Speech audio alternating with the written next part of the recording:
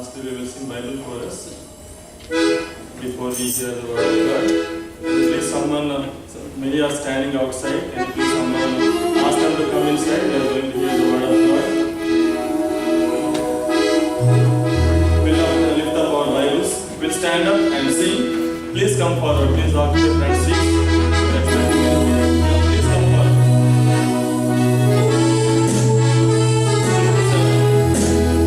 The best book to read is the Bible.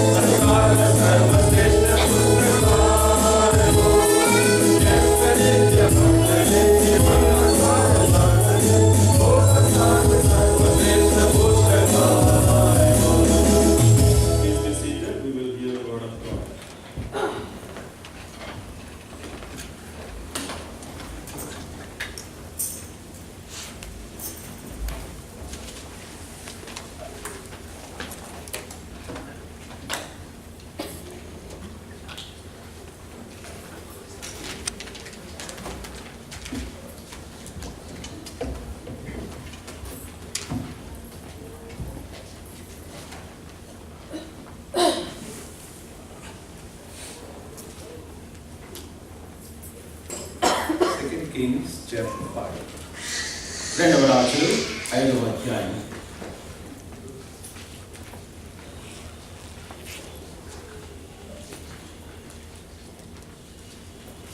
I request someone in the congregation to stand up and read from verse 9 to verse 16 loudly. ఇక్కడ సమావేశం వల్ల ఎవరైనా దయచేసి బిగ్గరగా లేచి రెండవ రాజులు 5వ అధ్యాయము 9వ వచనం నుంచి 16వ వచనం వరకు బిగ్గరగా లేచి నిలబడి చదవాల్సిందిగా కోరుతున్నాను. ఎవరైనా దయచేసి లేచి రెండవ రాజులు 5వ అధ్యాయము 9వ వచనం నుంచి 16వ వచనం వరకు ఎవరైనా బిగ్గరగా లేచి నిలబడి చదవాలి. So Naaman came with his horses and with his chariot and stood at the door of the house of Elisha. And Elisha sent a messenger unto him, saying, Go and wash in Jordan 7 times, and thy flesh shall come again to thee, and thou shalt be clean. But Naaman was wroth, and went away and said, Behold, I thought, he surely will come out to me, and stand, and call upon the name of his God, and strike his hand over the place, and recover the leper. Are not Abna and Pharpara rivers of Damascus better than all the rivers of Israel? May I not wash in them and be clean? So he turned and went away in the way. And his servants came near and spoke unto him and said, My father, if the prophet had bid thee to do great things, wouldest thou not have done it? How much rather than when he said unto thee, Wash and be clean? Then went he down and dipped himself 7 times in Jordan, according to the saying of the man of God, and his flesh came again like unto the flesh of a little child, and he was clean. And he returned to the man of God, he and all his company, and came and stood before him, and said, Behold, now I know there is no God in all earth but in Israel. Now therefore I pray thee, take a blessing of thy servant. But he said, As the Lord liveth, before whom I stand, I received none. He urged him to take it, but he refused. Loving and gracious Father, ప్రేమగల ప్రభువుకు వందనములు తండ్రి. we thank you for this beautiful historical account recorded for our learning. ప్రభువా, మేము నేర్చుకునే దాని నిమిత్తమై ఎంతో సౌందర్యవంతమైన ఈ యొక్క చరిత్రను బట్టి నీకు వందనాలు. Help us to see the testimony of the remaining two people in this chapter. ఈ అధ్యాయంలో మిగిలిన ఇద్దరి యొక్క సాక్ష్యము మేము చూసేదానికి మీరు మాకు సహాయం చేయండి. Give us both the right word so that, Lord, all of us may be edified and your name may be magnified. ప్రభువా, ఉచ్చరించటకు మాకు సరైన మాటలు దయచేయండి. తద్వారా మేమందరం కూడా ప్రభువా క్షమాభివృద్ధి పొంది ప్రభువా మీకు నామానికి మేము తీసుకొచ్చడం గాక. For this we ask in the precious name of our Lord Jesus Christ. ఇవన్నీ కూడా మా ప్రభువు రక్షకుడైన యేసుక్రీస్తు వారి ప్రశస్త నామములో అడిగి వేడుకుంటున్నాము తండ్రి. We have been studying about the subject of witnessing and being a witness for the Lord. గత కొన్ని దినాలుగా మనము సాక్ష్యము ఇచ్చుట, ప్రభువు నిమిత్తము సాక్షిగా ఉండుట అనే అంశం గురించి ధ్యానిస్తూ వచ్చాము. This particular chapter speaks of three different witnesses to the God of Israel. ఈ ప్రత్యేకమైన ఈ అధ్యాయంలో మూడు భిన్నమైనటువంటి సాక్ష్యాలు మన ప్రభువైన యేసుక్రీస్తు దేవునికి సాక్షులుగా ఏ రీతిగా ఉన్నారనే మూడు సాక్ష్యాలు చెప్పబడతా ఉన్నాయి. This morning we saw how the little unnamed girl was a powerful testimony to the God of Israel. ఈ ఉదయకాల సమయంలో ఇక్కడ ఒక చిన్నది దాని పేరు రాయబడలేదు, కానీ ఆ చిన్నది దేవుని నిమిత్తమై ఎట్లు శక్తివంతమైన సాక్షిగా ఉందో మనం ఉదయకాలం చూసాము. Despite the disadvantages that she had, the adversities that she faced, she was a powerful testimony for the Lord. తనకు అనేకమైన అనానుకూలతలు ఉన్నప్పటికీ, వ్యతిరేకమైన పరిస్థితులు ఉన్నప్పటికీ, వీటన్నిటి మధ్యలో ప్రభువు నిమిత్తమై ఎంతో బలమైన సాక్షిగా తాను ఉండింది. Having seen a small girl as to how she stood for the Lord, we are going to see now a very elderly prophet.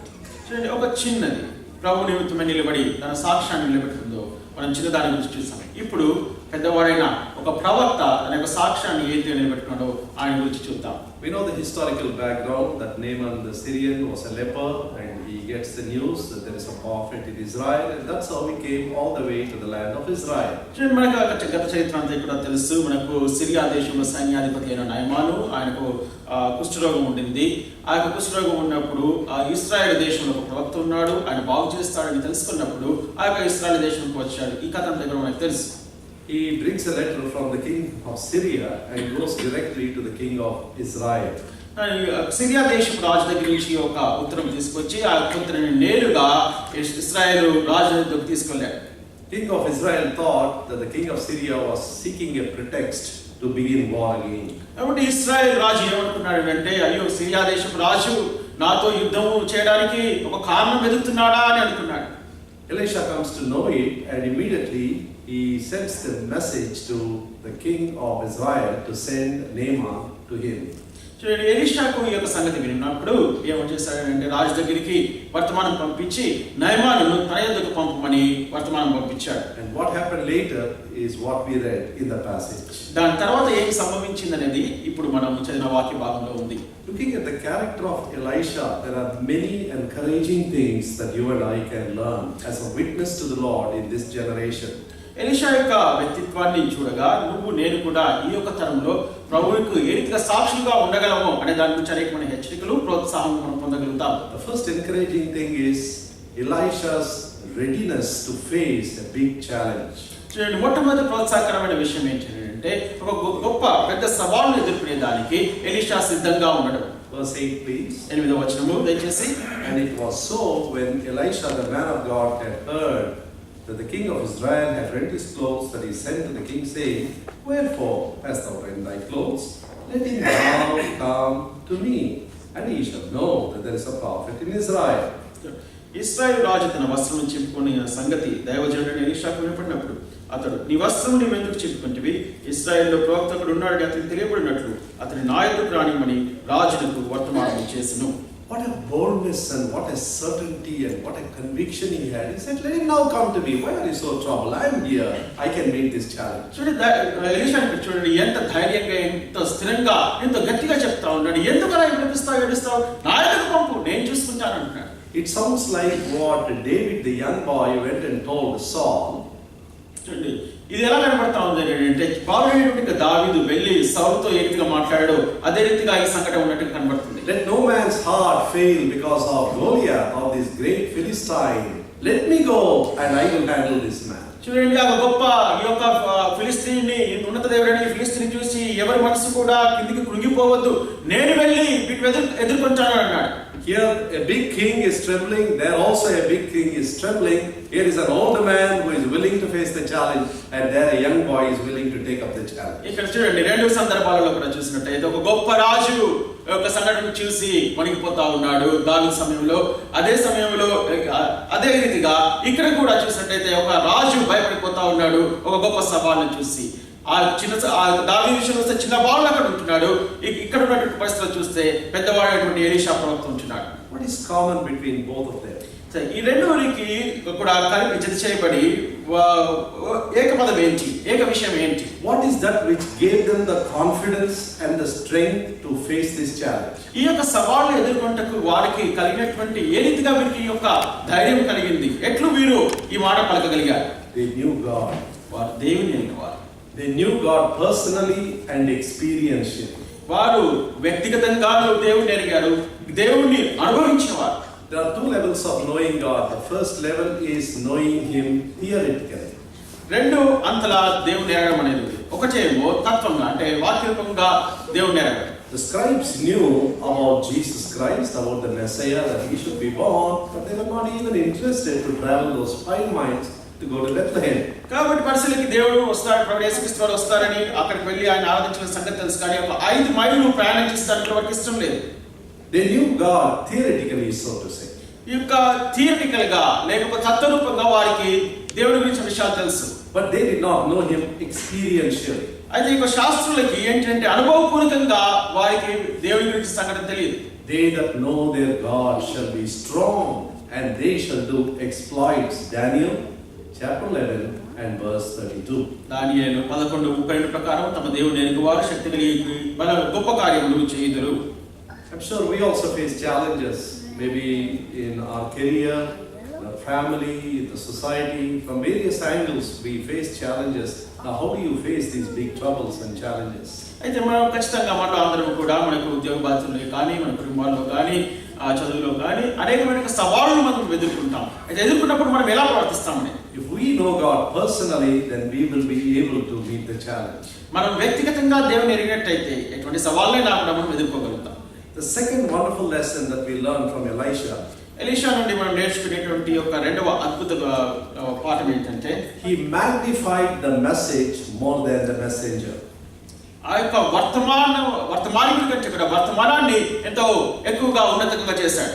Now king of Israel sends this Naaman, the Syrian, the captain, and along with him his retinue. All of them come and stand in front of the door of Elisha. Elisha does not even bother to go out of the house, greet him and talk to him. చూడండి, అక్కడ చూస్తే ఇశ్రాయేలు రాజు యొక్క Syria సైన్యాధిపతి నయమానును తన వెంబడి వచ్చిన పరివారం అంతటినీ కూడా యొక్క ఎలీషా ఇంటికి పంపుతాడు. ఎలీషా ఇంటి ఎదుట ఈ యొక్క నయమాను తన యొక్క పరివారం నిలబడ్డప్పుడు కనీసం ఎవరు వచ్చారనేది కూడా ఎలీషా పట్టించుకోలేదు. కనీసం తలుపు తెరిచి కనీసం వారికి నమస్కారం అని కూడా చెప్పలేదు, ఏం పట్టించుకోలేదు. Now I don't think Elisha did it out of discourtesy or to disrespect a man of big stature. ఆ యొక్క గొప్ప స్థాయి కలిగిన వ్యక్తికి ఆ మర్యాద భంగం కలిగించేదానికో లేకపోతే అగౌరవంగా ఉండేదానికో ఈ రీతిగా Elisha ప్రవర్తించలేదు. I think he thought, if that man is going to meet me, he is not going to get anything. All that he needs is a message, and let that message go through anyone. So he sends a servant and says, go and tell him, go wash in Jordan, dip yourself 7 times, you will be clean, your flesh will come again to you. Elisha బహుశా ఏమనుకోవచ్చు అంటే, ఒకవేళ ఈ యొక్క నయమాను వచ్చి నాతో కలుసుకుంటే ఆయనకు వచ్చే లాభం ఏమీ లేదు, ఈయనకు కావాల్సిందల్లా కూడా ఒక వర్తమానం కావాలి. ఆ వర్తమానం ఏమనగా యోర్దాను నదికి వెళ్ళి 7 మార్లు ఆ యొక్క యోర్దాను నదిలో మునిగి తాను లేచినప్పుడు తన యొక్క శరీరం బాగైపోయి చక్కగా అవుతాడనేది. God's work always prospers in the hands of those who think more of the work than the place given to the worker. చూడండి, దేవుని యొక్క పని ఎక్కువగా ఎప్పుడు ఎక్కడ విస్తరిస్తుంది అంటే, ఆ పని చేసే వ్యక్తి కంటే కూడా ఆ యొక్క పనిని ఎక్కువగా గౌరవించి దాని గురించి ఆలోచించారు. when you deeply think into all the problems that churches face, assemblies face, what is the bottom line of all these problems? It's all an identity crisis. People think, oh, I am not given enough importance. I am not really projecting in this whole scene. సంఘాల్లో ఉన్నటువంటి సమస్యలు, పోరాటాలు, కొట్లాటలు, వీటన్నిటికీ మూలాలు మనం విశ్లేషించినట్టయితే దాని యొక్క మూలమంతా ఏంటంటే మానవ కేంద్రీకృతం. అంటే నాకు పొగడ్త రాలేదు, నేను కనపడలేదు, నేను అక్కడ నిలబడలేదు, నాకు పేరు రాలేదు, దీన్ని ఆధారం చేసుకుని ఈ గొడవలన్నీ వస్తుంటున్నాయి. What a great example is this great prophet of God to us. He is not interested in others knowing him. He said the message is more important than who I am. ఈ యొక్క గొప్ప ప్రవక్త దగ్గర నుంచి ఎంత చక్కటి ఉదాహరణ చూడండి. తాను ఎవరై ఉంటున్నారో ఆ వ్యక్తి గురించి అంటే ఒక చింత లేదు, తాను కనబడాలని ఆయన కోరుకోలేదు. తాను కోరుకున్నల్లా ఏంటి? ఆ వర్తమానం వెళ్ళాలి. కాబట్టి వ్యక్తి కంటే కూడా వర్తమానానికి ఎక్కువ ప్రాధాన్యత ఇచ్చాడు. When people came to ask John the Baptist, who are you? ప్రజలందరూ వచ్చి బాప్తిసం ఇచ్చే యోహాన్ని నువ్వెవరు అని అడిగినప్పుడు Could have easily said, what a strange question, don't you know who I am? చూడండి, ఈ సులభంగానే ఆయన ఉండవచ్చు. ఆయన ఎంత వింత ప్రశ్న, మీకు తెలియదా నేను ఎవరో? Don't you know who Elizabeth is? Who Zachariah is? Zechariah ఎవరో, ఎలిజబెత్ ఎవరో మీరు ఎరుగరా? Don't you know they have only one illustrious son and I am he? చూడండి, వారికి ఎంతో ఉదాహరణపూర్వకమైనటువంటి ఒకే ఒక కుమారుడు ఉన్నాడు, ఆ కుమారుడు నేనే కదా. He does not say any one of these words. ఈ మాటలు ఈ విస్తారం అన్నమాట ఏం పర్లేదు. He says, I am the voice of one who cries in the wilderness. చూడండి, అరణ్యములో ఉన్నప్పుడే ఒక స్వరం అని చెప్పారు. I am not even worthy to stoop down and loose his sandals. ఆయన యొక్క చెప్పులు విప్పుటకు చెప్పాడు, వారైనా విప్పుటకు యోగ్యుడు కాదు అని చెప్పారు. I am not the bridegroom. I am just a friend of the bridegroom who delights in the voice of the bridegroom. చూడండి, నేను పెళ్లి కుమారుడు కాదు, కానీ పెళ్లి కుమారుడు యొక్క స్నేహితుడు, పెళ్లి కుమారుడు యొక్క స్వరం నందు ఆనందించేవాడి అన్నాడు. I must decrease, only he must increase. నేను తగ్గించబడాలి, ఆయనే హెచ్చించబడాలి. No wonder he was used so mightily by God. దేవుని ద్వారా అంత అద్భుతమైన రీతిలో వాడబడ్డాడంటే ఆశ్చర్యపోవాల్సిన పని లేదు. When we magnify the Lord and magnify his work more than the place and honor that we get, in such hands work will certainly prosper. మనమున్న స్థానం కానీ మన పేరు కంటే కూడా ఎక్కువగా దేవుని యొక్క కార్యానికి మనము ఘనత ఇచ్చి దాన్ని హెచ్చించినట్లయితే దేవుని యొక్క కార్యం ఎంతగానో వృద్ధి చెందుతుంది. In this whole chapter, when you look at Elisha, the words that he spoke were very brief and very short. He spoke very brief messages. చూడండి, ఇక్కడ అధ్యాయం అంతట్లో మనం చూసినట్లయితే ఎలీషా అనే మనతో మాటలు లేకపోతే వర్తమానం చూసినట్లయితే ఎంతో క్లుప్తంగా ఉంది. In verse 8 he says, so why did you rend your clothes? He sends a message to the king. Let him now come to me and he will know that there is a prophet in Israel. 8వ వచనంలో మనం చూసినట్లయితే ఎందుకు నీ యొక్క వస్త్రాలు చింపుకొని ఉన్నావు, ఇశ్రాయేలులో ప్రవక్త ఉన్న సంగతి నీకు తెలియదా, నయమాను నా దగ్గరకు పంపించు, నేను చూస్తాను అన్నాడు. And ultimately when he comes to him, he sends the message, let him go and wash in the river Jordan 7 times and he shall be healed. ఏదో రకంగా ఆ యొక్క నయమాను ఎలీషా ఇంటికి వస్తే అక్కడ ఏమైనా వర్తమానం పంపించాడు, వెళ్ళి యోర్దాను నదిలో 7 సార్లు మునగమని చెప్పాడు. It was all very brief and very direct, simple messages. నేరుగా ఎంతో క్లుప్తంగా చెప్పబడినటువంటి ఒక సామాన్యమైనటువంటి వర్తమానం. In the business world, they use the word oversell. I don't know whether you have come across that word. చూడండి, ఒక వ్యాపార దాంట్లో చూసినట్టయితే ఓవర్ సెల్ అనే పదాన్ని వాడతారు. ఏంటంటే ఒక అమ్మిన దానికి ఇంకెక్కువగా అమ్ముతుపోవడం అన్నమాట. ఎక్కువగా చెప్పడం. See, when you go, every salesman is trained in the art of persuading the client. చూడండి, వేరే వాళ్ళకి అమ్మే దాని విషయంలో లేకపోతే క్లయింట్లకి వాళ్ళు ఒప్పించే దాని విషయంలో ఈ యొక్క వ్యాపారం చేసే వాళ్ళకి అమ్మే వాళ్ళకి బాగా తర్ఫీదులు ఇస్తారు.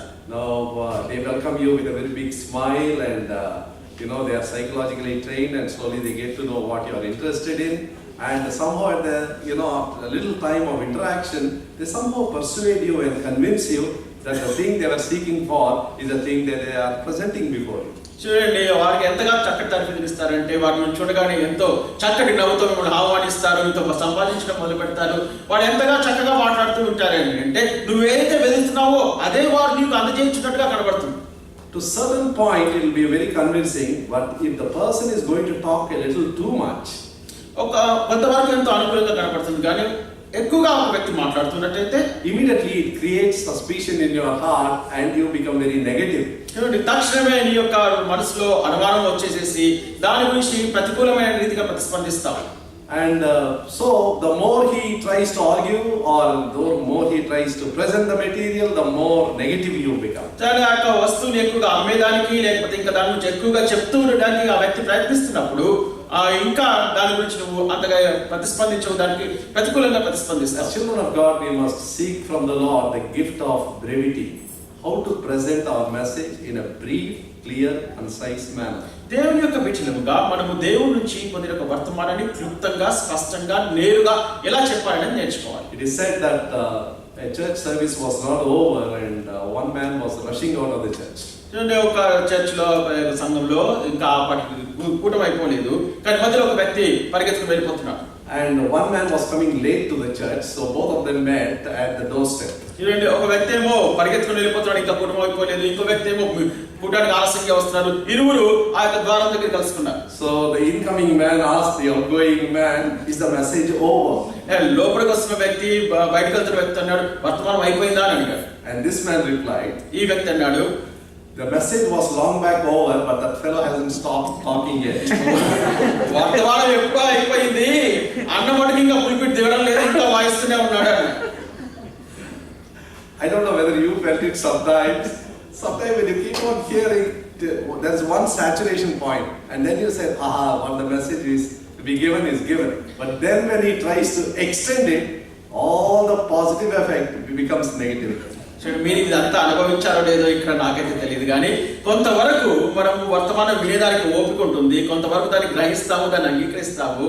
దాని తర్వాత ఇంకా కొనసాగించాలనుకో, ఇంకా బాగా సాగిస్తున్నా కొద్ది మన మనసులో ఇంకేం మిగలదు, ఎప్పుడైపోద్దామని చూస్తాం. Now, how to overcome, how to recognize this problem and how to overcome this problem? That's a very important $1 million question. కాబట్టి ఎంతో ప్రాముఖ్యమైనటువంటి యొక్క ప్రశ్న ఇది, $1 మిలియన్ ప్రశ్న అన్నమాట. ఎప్పుడు ఈ యొక్క పరిస్థితిని మనం తెలుసుకోవాలి, ఎక్కడ ఆపాలి అనే విషయాన్ని మనం ఎక్కడ తెలుసుకోవాలనేది గొప్ప ప్రశ్న ఇది. If you are a married person, the best people to help and comment on it will be your own wife and children. నీకు వివాహం అయినట్టయితే నీ యొక్క పరిచర్య, నీ వర్తమానం మీద నీ విమర్శకులు, విశ్లేషకులు ఎవరంటే మొట్టమొదటిగా నీ భార్య లేకపోతే నీ భర్త. So at the table, I'm sure they would make comments if you give them that freedom.